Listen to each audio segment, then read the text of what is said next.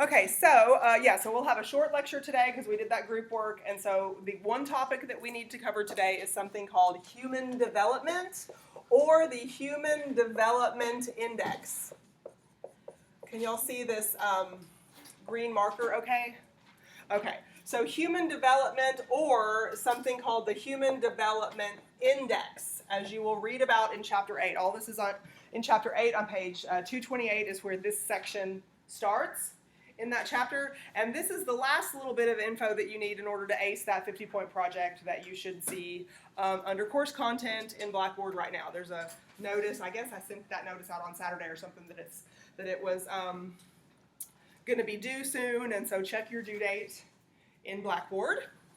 So, human development.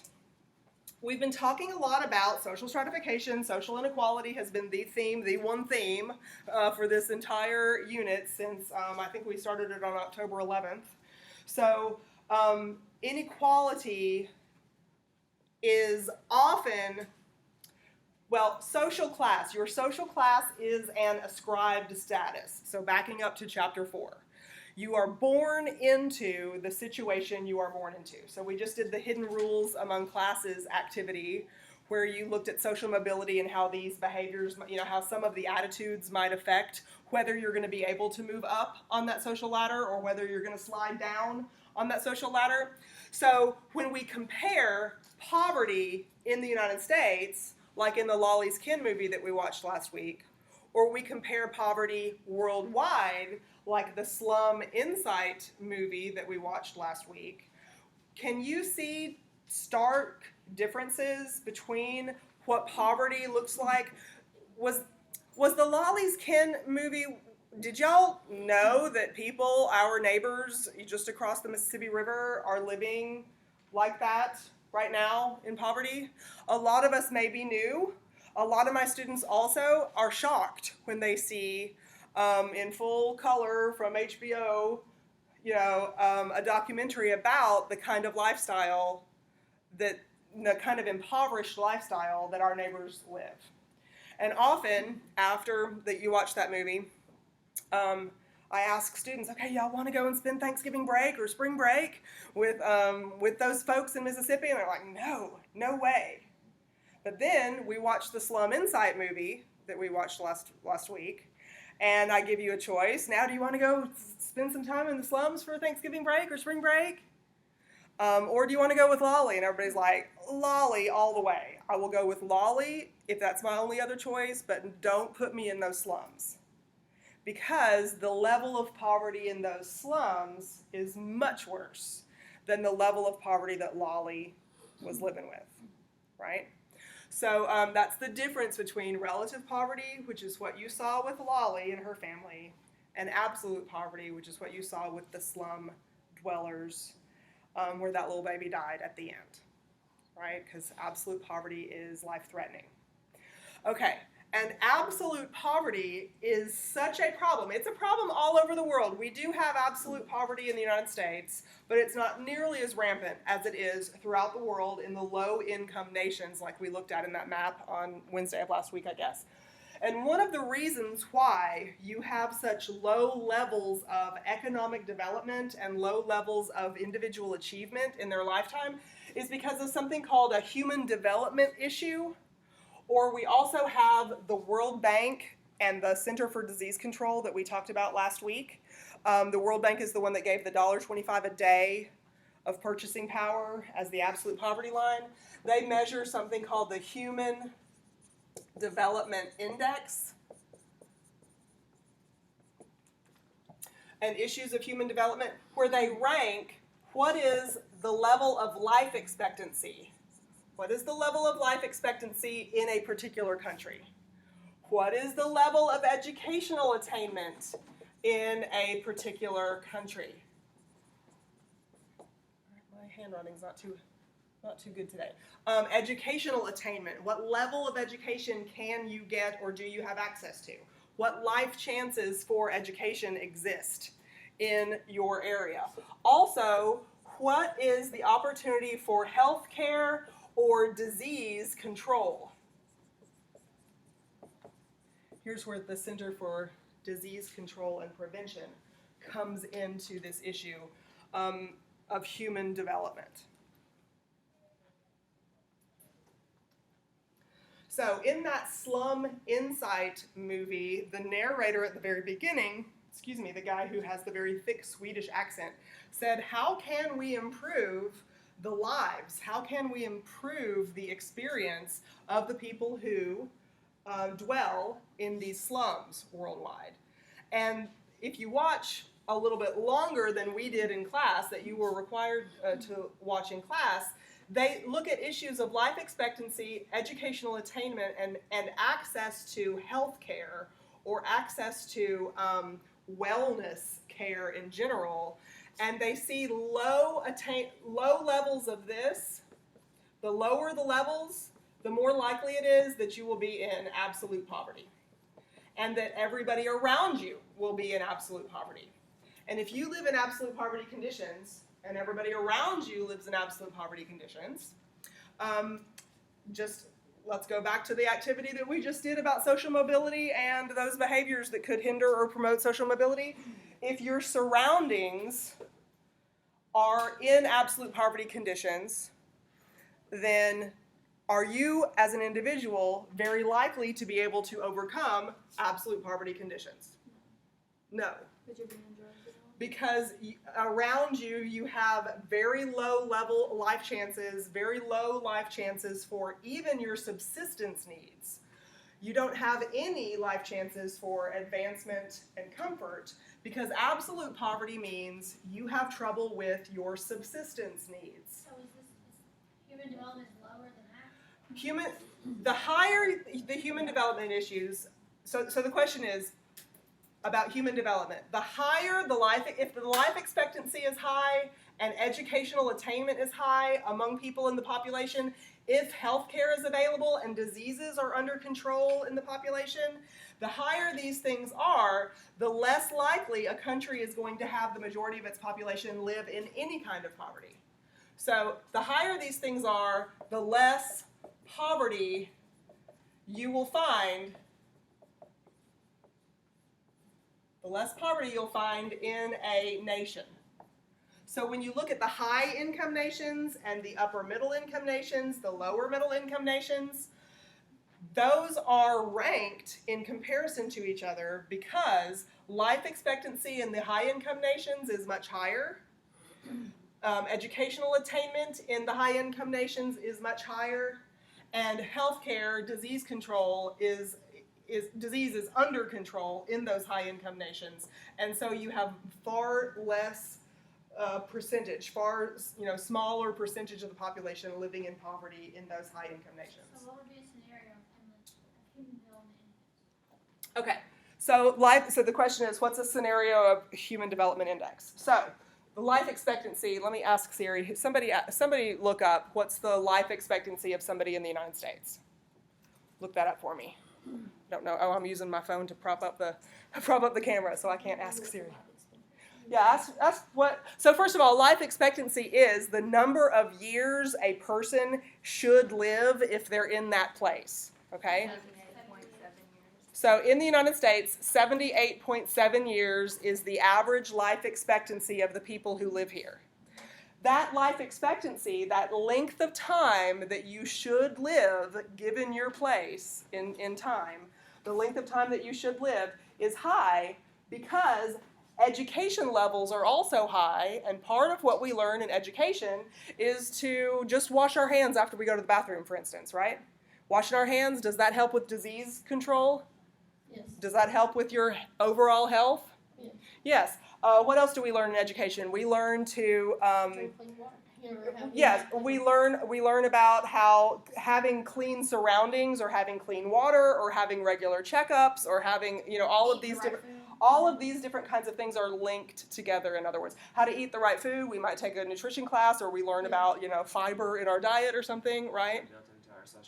So it's built into our socialization process, gold star, yes, it's built into our socialization process, and that educational attainment, the higher the level of educational attainment, the more knowledge about health or healthful living we get, the more knowledge about how to control the spread of things like the common cold, right, the longer your life expectancy is going to be.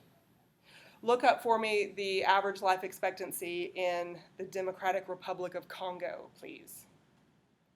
Democratic Republic of Congo. I think that's the lowest life expectancy on Earth. I think. I guess we could ask Siri that too. What's the country with the lowest life expectancy? 59 years. 59 years.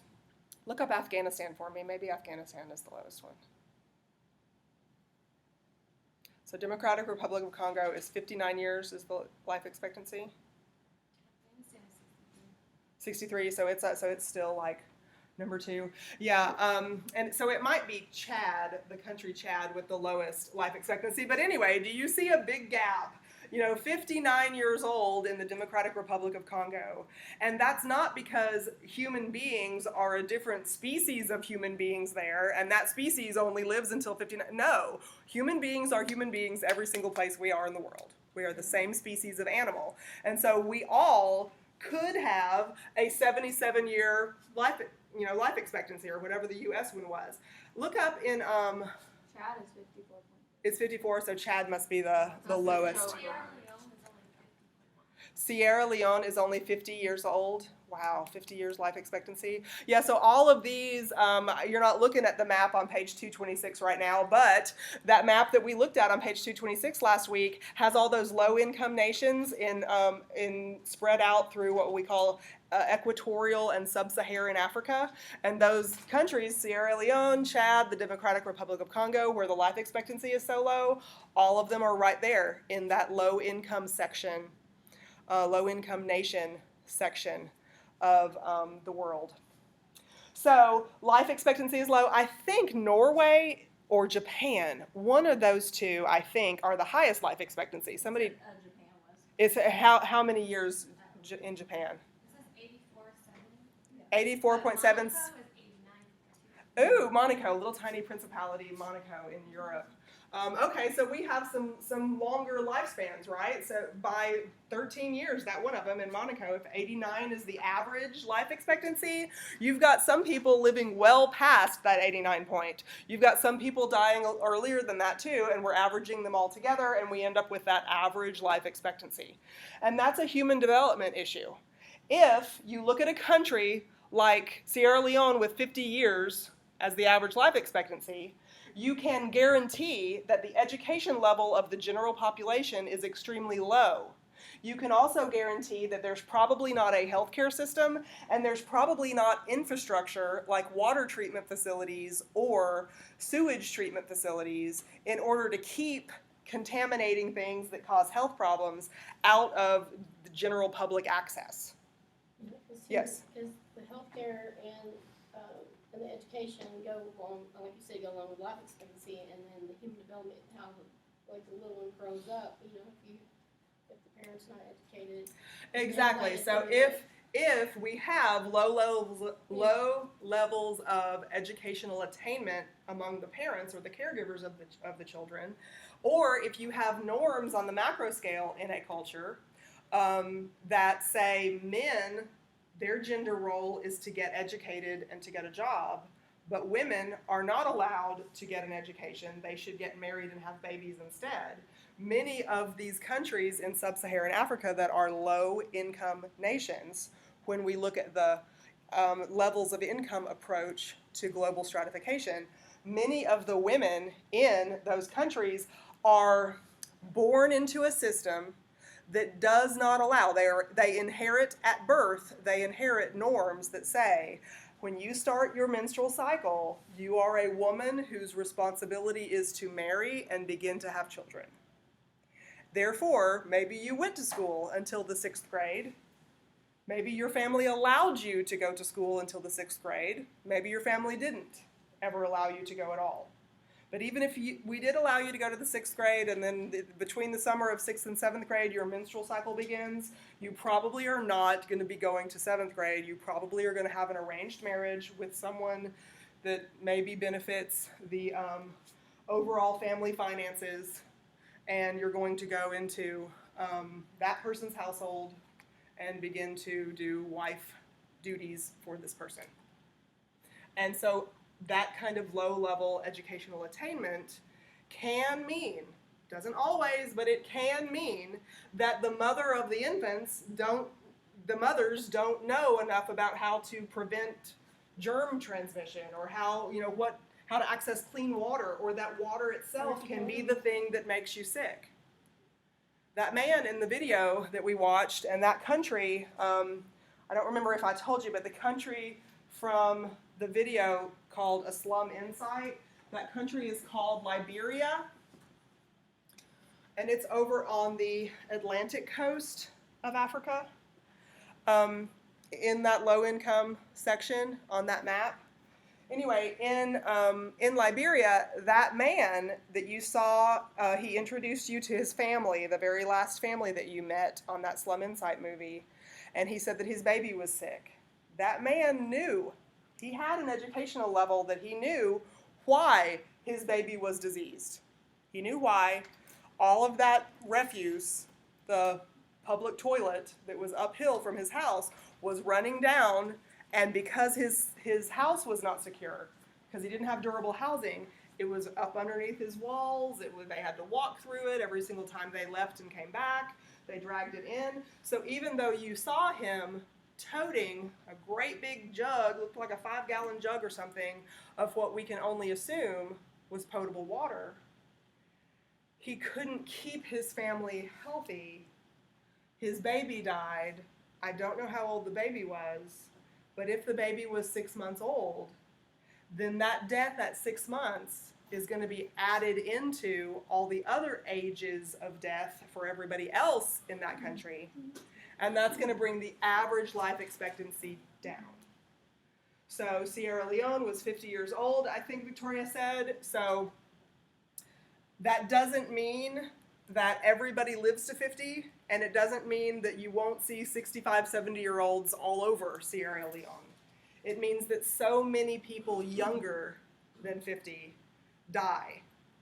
So many that it brings the average lifespan down to 50. And that should tell you a lot. It tells social scientists a lot, people who measure the Human Development Index. If your life expectancy is 50, it is very safe to assume that you either have no educational system or opportunity at all, or very low levels of attainment, and probably no healthcare system at all, or very, very, minimal access, and probably infrastructure, that word that we learned last week. Probably there isn't sanitation system. There isn't garbage pickup. There isn't a water treatment facility that will widely make available clean water resources to help prevent the spread of disease. So all these things are linked together in human development. All of these things are linked together. The lower the levels of these, the more likely it is that you're going to live in absolute poverty. What's the main difference between absolute poverty and relative poverty? Life-threatening. Life-threatening. And you can see the link between low levels of life expectancy, low levels of these things, and that's what absolute poverty is all about. Early death, essentially. Your chances for early death instead of a long, comfortable life.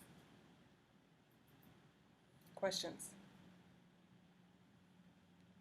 We've had such happy topics to discuss in the last 2 sociology classes, but these are real issues, and this is one of the reasons why this sociology class and any others that you might want to take in the future, this kind of knowledge is so important, whether you are a respiratory therapy major or a nursing major or a culinary major or a political science major or any education major.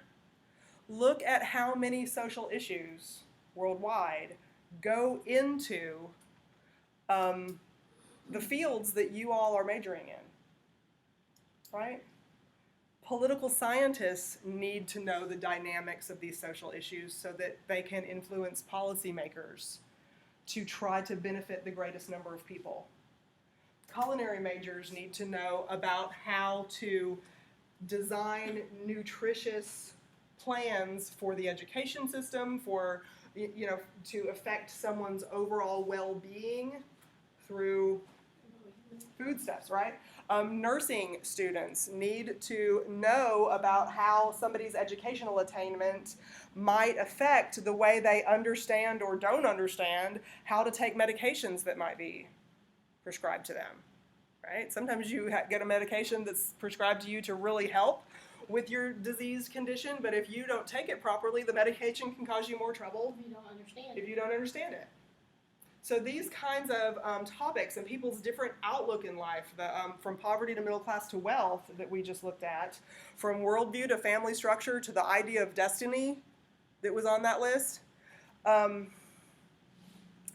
if you don't understand the different mindset that the different people have who are going to be your client as a social worker, or your client as a physician, or your client if you are a law enforcement officer, or any of these jobs that you might choose, the more you understand about these social dynamics, the more effective you're going to be, and you'll rise to a leadership position within your chosen profession, rather than just one of the workers, any other worker. So this is important stuff. Any questions or anything? Okay, so this section is in chapter 8. This is the last piece of information that you need to ace that not 100-point. It's a 50-point activity that is that's online for you right now. We will have a 100-point thing due like the following week, but we'll talk about that more on Monday. Not Monday. This is Monday. Wednesday when I see y'all again. Okay.